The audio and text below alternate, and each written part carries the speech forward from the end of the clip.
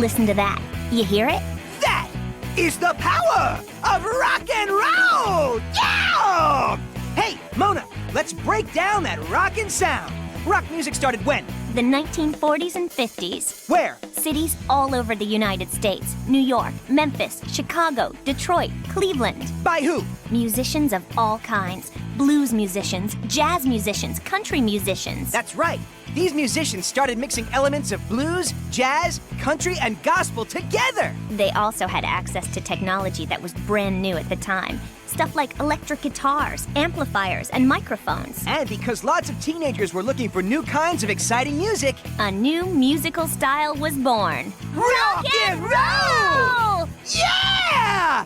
And what instruments did they use to get that rock and roll sound? Electric guitar, bass, piano, and saxophone were some of the most popular. And a drum kit, usually made up of a bass drum, snare drum, toms, a hi-hat, and cymbals. You'll get a chance to play with some of those instruments later. That's right. Now, Ramona, what was that early rock and roll sound? Well, musicians took a boogie-woogie rhythm, like this,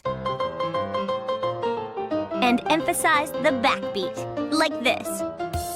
You hear that? Then they layered on some instruments like saxophone, bass, and guitar. Okay, here's the deal. Huge rock extravaganza at the mall coming up.